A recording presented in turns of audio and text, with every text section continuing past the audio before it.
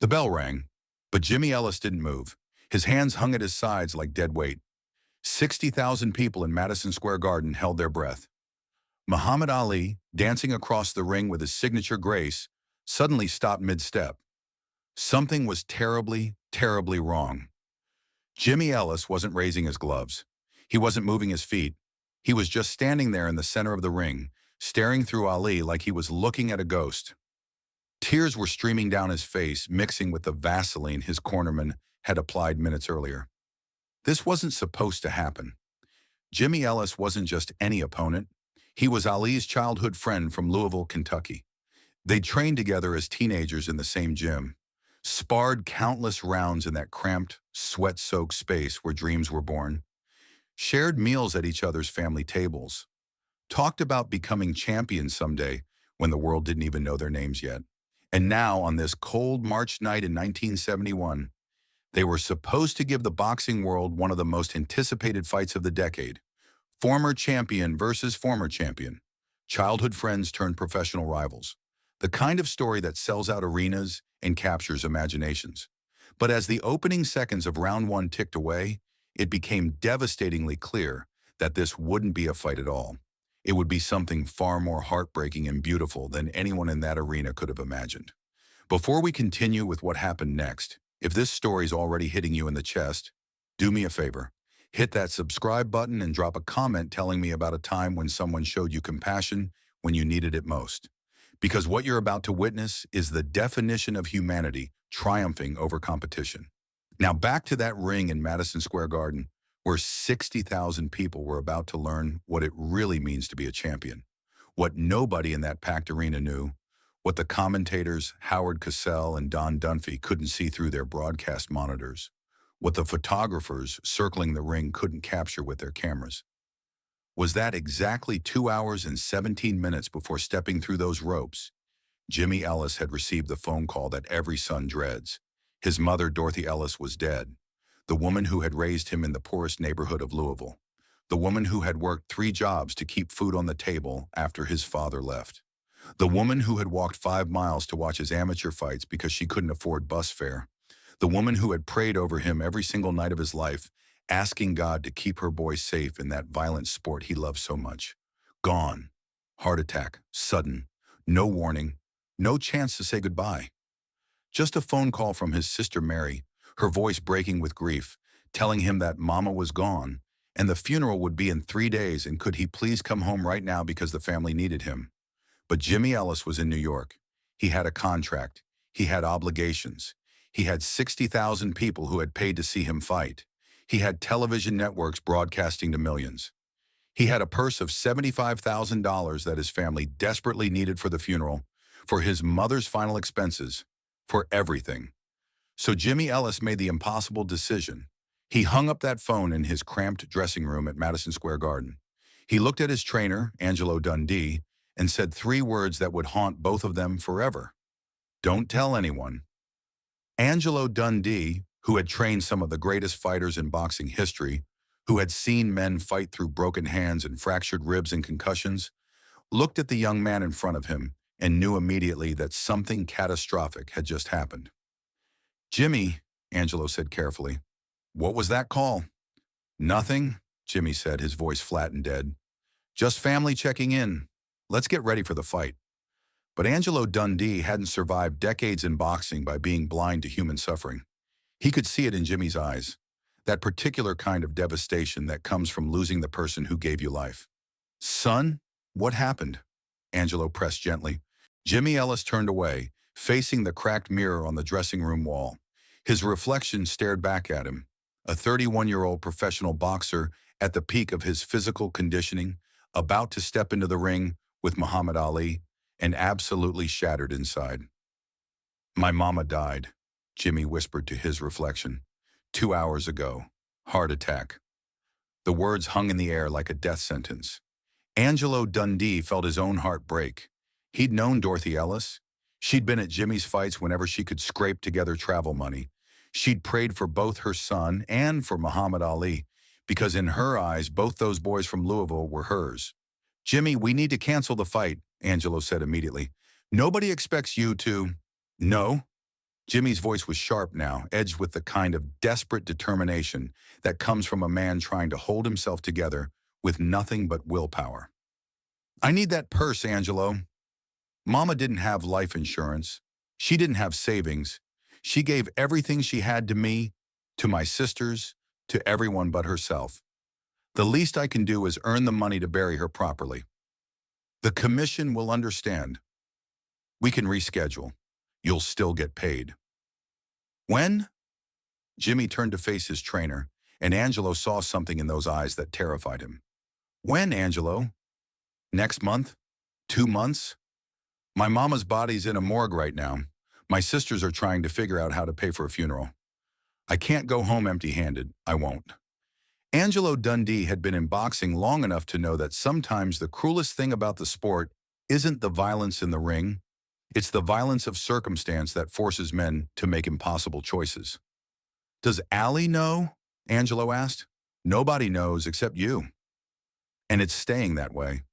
Jimmy began shadowboxing, trying to force his body into the familiar rhythms of preparation. But his movements were mechanical, lifeless. Now help me get ready. I've got to fight in 90 minutes. For the next hour and a half, Jimmy Ellis went through the motions of preparation. He warmed up. He stretched. He wrapped his hands. He put on his robe. He walked down that tunnel toward the ring, surrounded by his corner team and security, hearing the roar of 60,000 people who had no idea they were watching a man walking toward his own emotional execution. In the opposite dressing room, Muhammad Ali was in his element, dancing, shadowboxing, reciting poetry to anyone who would listen. I'm going to dance and move and show that Ellis boy why they call me the greatest, Ali proclaimed to the assembled press. Jimmy's a good fighter, but tonight he's going to learn what happens when you step in the ring with Muhammad Ali. But even in his performance, even in his pre-fight bravado, Ali felt something odd in his chest, a strange uneasiness he couldn't quite name. He and Jimmy had been friends since they were teenagers. They'd supported each other through amateur careers, through professional struggles, through the racism and hardship that came with being black boxers in 1960s America. You good, champ? Asked Bundini Brown, one of Ali's cornermen. Something feels off, Ali admitted. Can't explain it, just something. Pre-fight jitters, Bundini dismissed. You'll be fine once that bell rings. But Ali couldn't shake the feeling. It stayed with him during the walk to the ring. It stayed with him through the referee's instructions. It stayed with him as he danced in his corner, waiting for the opening bell, watching Jimmy Ellis across the ring. And that's when Ali noticed it. Jimmy Ellis wasn't looking at him. Jimmy's eyes were somewhere else entirely, somewhere dark and distant. His face, usually animated and focused before a fight, was completely blank. His hands, hanging at his sides, were trembling slightly. The bell rang. Ali came out dancing, circling, throwing a few exploratory jabs, testing distance, feeling out his opponent. Standard boxing strategy for the opening seconds of any fight. But Jimmy Ellis didn't respond. He didn't raise his guard. He didn't move his feet. He just stood there, flat-footed in the center of the ring, as Ali's jabs landed on his face without resistance. The crowd began to murmur in confusion. This wasn't the Jimmy Ellis they'd paid to see. This wasn't the skilled boxer who had held the WBA heavyweight title. This was something else entirely. Ali stopped dancing. He lowered his hands slightly, his famous reflexes overridden by a deeper instinct. Concern. Jimmy, Ali said, his voice loud enough to be heard over the crowd noise. Jimmy, what's wrong, brother? Jimmy Ellis tried to raise his gloves. His arms felt like they weighed 1,000 pounds each. He tried to move his feet, but they were rooted to the canvas. He tried to focus on Ali's face, but all he could see was his mother's smile, the way she used to look at him with such pride, the way she'd kiss his forehead before every fight and whisper, "Come home safe, baby." That's when Jimmy Ellis started crying in the middle of the ring, not subtle tears, not the kind of moisture that sometimes comes from adrenaline and exertion. Real, body-shaking sobs that made his shoulders heave and his breath come in gasping hitches. The crowd's murmur grew louder, more confused. The referee, Tony Perez, moved closer, trying to figure out what was happening. The commentators were baffled. I've never seen anything like this in 40 years of covering boxing, Howard Cosell said into his microphone. Jimmy Ellis appears to be crying, but Muhammad Ali understood immediately. In that moment, standing 5 feet away from his childhood friend, who was falling apart in front of 60,000 people, Ali knew with absolute certainty that something devastating had happened. He'd seen that look before, in his own mirror, when he'd lost people he loved. He'd felt that particular kind of paralysis that comes when grief is so fresh and overwhelming that even basic motor function becomes impossible. Ali walked across the ring, ignoring the referee's confusion, ignoring the protocols of professional boxing, ignoring everything except the human being in front of him who was drowning in pain. "Jimmy," Ali said softly, now standing directly in front of Ellis, close enough that their gloves were almost touching. "Talk to me, brother." "What happened?" Jimmy Ellis tried to speak, but only a strangled sound came out. He shook his head, trying to fight through the grief, trying to be professional, trying to be strong. "My mama," Jimmy finally managed to whisper. "She died, Muhammad." "2 hours ago. My mama's gone." Muhammad Ali felt those words like a physical blow to the chest. Dorothy Ellis, the woman who had fed him countless meals when he and Jimmy were teenage boxers training together. The woman who had treated him like another son. The woman who had prayed for both of them, every time, without fail. Gone. And here was Jimmy, trying to fight a championship boxing match while his heart was being ripped apart. The referee was trying to separate them, trying to restart the fight, but Ali held up one gloved hand in a stopping motion that commanded such authority that Tony Perez actually stepped back. What Muhammad Ali did next would be replayed in sports history forever, but not because of any athletic achievement. What Ali did next transcended sport entirely and became something far more important, a lesson in humanity. Ali took off his right glove. Right there in the middle of round one, he pulled at the laces with his teeth, loosened the glove, and let it drop to the canvas with a dull thud. The crowd gasped. The commentators were speechless. The referee looked completely lost. Then Ali took off his left glove, dropped it beside the first one. He stood in front of Jimmy Ellis, hands bare, and opened his arms. "Come here, brother," Ali said. Jimmy Ellis collapsed into Muhammad Ali's embrace in the center of the ring at Madison Square Garden, and 60,000 people watched as two childhood friends from Louisville, Kentucky, held each other while one of them cried for his mother. Ali didn't just hug Jimmy. He held him the way you hold someone who's about to fall apart completely. He held him with strength and tenderness, and all the compassion that the world didn't always see behind the bravado and the poetry and the championship belts. "I got you, brother," Ali whispered into Jimmy's ear, loud enough for the nearby microphones to pick up. "I got you. Let it out. Your mama's at peace now. She's watching you, and she's proud. She's so proud of you, Jimmy." The referee didn't know what to do. This had never happened in the history of professional boxing. There was no protocol for this, no rules governing what to do when a fight transforms into a moment of human compassion. Tony Perez looked to the ring announcer, who looked to the commission officials, who looked to each other in complete bewilderment. But then something remarkable happened. One person in the crowd began to clap, slow, rhythmic applause. Then another person joined, then 10, then 100, then 1,000. Within 30 seconds, all 60,000 people in Madison Square Garden were on their feet, applauding. Not for a fight, not for athletic achievement, but for the simple act of one human being showing compassion to another. The ovation lasted for 7 minutes straight. Ali held Jimmy through all of it, letting his friend cry, letting him grieve, letting him be human in a sport that so often demands men pretend they're invincible. Finally, when Jimmy's sobs began to quiet, Ali pulled back slightly, his hands on Jimmy's shoulders, looking him directly in the eyes. "You don't need to be here, brother," Ali said. "Your place is home with your family." "I need the money," Jimmy choked out. "The purse. For her funeral. For—" "Stop," Ali said firmly. "Just stop, Jimmy. Your mama didn't raise you to hurt yourself for her. She'd never want you fighting like this." Jimmy Ellis knew Ali was right. He knew he shouldn't be in this ring. He knew he was in no condition to compete. But the practical reality was crushing him.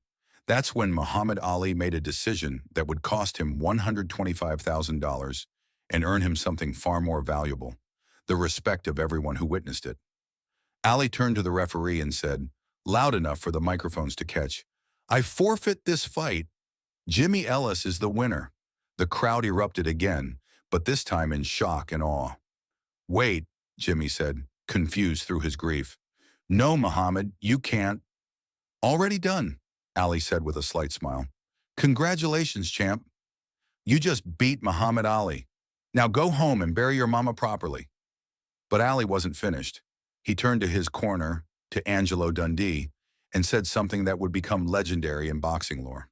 "Angelo, my purse for tonight goes to Jimmy, all of it. Make sure the commission knows that's not a request, it's how it's going to be." Angelo Dundee, a man who had seen nearly everything in his decades in boxing, felt tears rolling down his own cheeks. Jimmy Ellis tried to protest, but Ali wrapped an arm around his shoulders and began walking him toward his corner. "Your family needs you more than I need another win on my record, brother. Your mama's legacy is more important than my ego. Now go home and celebrate her life properly." The next morning, Muhammad Ali flew to Louisville with Jimmy Ellis. He attended Dorothy Ellis's funeral 3 days later, standing beside Jimmy and his sisters, helping to carry the casket, speaking at the service about the woman who had been a second mother to him. Ali not only gave Jimmy his purse from the fight, he also paid for Dorothy Ellis's entire funeral. The casket, the flowers, the service, the burial plot, everything. And he did it quietly, without press releases or public announcements. "Your mama fed me 100 meals when I was hungry," Ali told Jimmy at the funeral. "This is the least I can do to say thank you." Jimmy Ellis never forgot what Muhammad Ali did that night in Madison Square Garden. Years later, long after both men had retired from boxing, Jimmy would speak about that moment with reverence. "Muhammad could have knocked me out in 30 seconds, Jimmy said in a 1995 interview. "I was defenseless. He could have padded his record with an easy win. Instead, he saw my pain and chose compassion over competition. That's not just being a great fighter. That's being a great human being." The fight that never really happened became more famous than most actual fights. The image of Ali embracing Jimmy Ellis in the ring appeared in newspapers and magazines around the world. It became a symbol of humanity, transcending sport, of friendship mattering more than rivalry, of choosing love when competition says you should choose victory. Muhammad Ali's legacy is filled with legendary fights: the Rumble in the Jungle, the Thrilla in Manila, his battles with Joe Frazier. But for many who witnessed it, the most important moment of Ali's career was the fight he chose not to win.